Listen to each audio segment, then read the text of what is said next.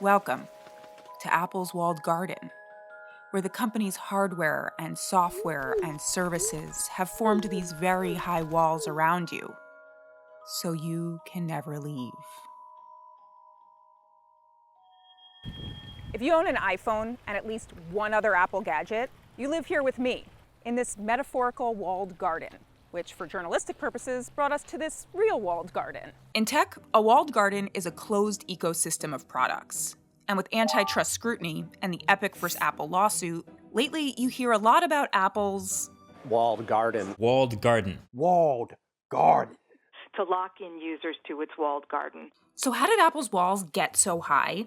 And is it even a bad thing that it's difficult to climb out and explore products from other companies like Google, Samsung, and Microsoft? When did these walls get so high?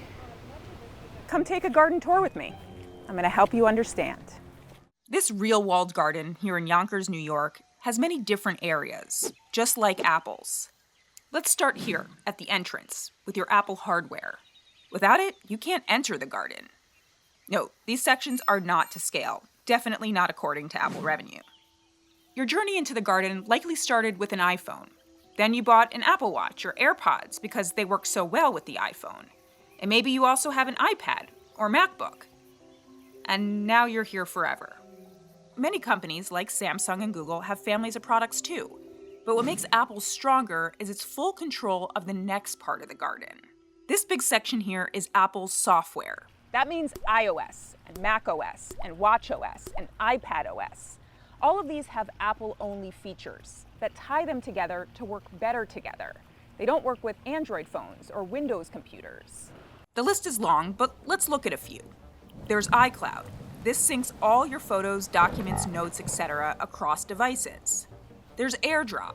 This makes it easy to share a file from one Apple device to another. There's AirPlay. This makes it easier to play music or video, say Apple TV Plus's own Ted Lasso, from an Apple device on another Apple device. There's the underlying continuity. This lets you hand off a web page, email, or another activity quickly from your iPhone on another Apple device. And then there's the ultimate one, iMessage. Apple's messaging system lets you send and receive messages, and stickers, and games, and money. But only on Apple devices, and to people with Apple devices. It's the ultimate blue bubble wall. The final big area of the garden, Apple services. In this first services area, you have everything from Apple TV Plus, What's a computer?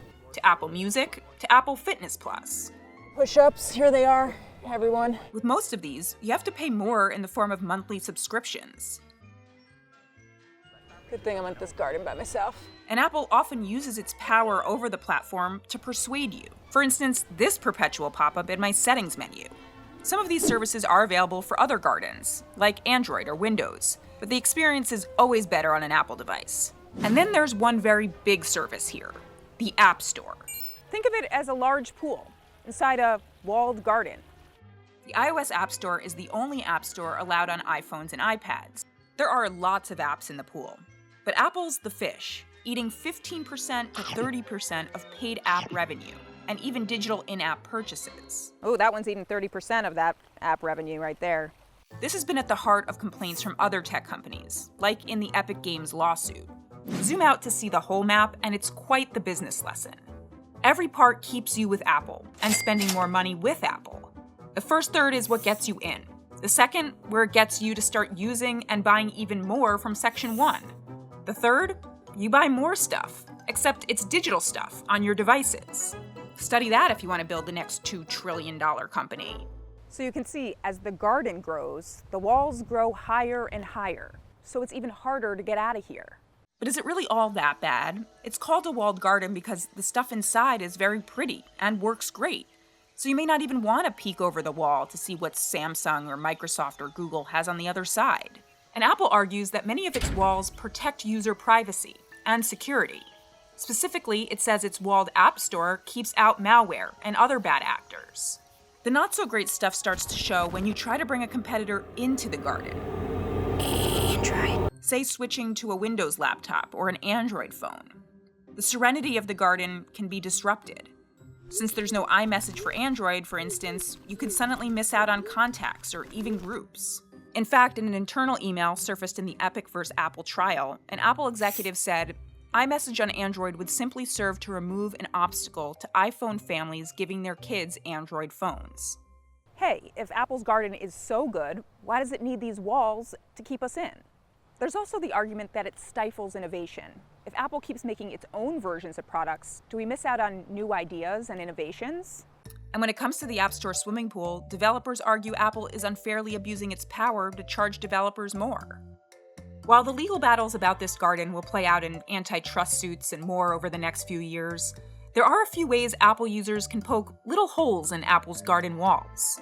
If there's a good alternative to an Apple service, like Spotify for Apple Music, give it a real chance. You shouldn't just choose to use services because they're right there on our devices. Then if you pay for a subscription through the App Store, find out what the app charges on its own website for the same service.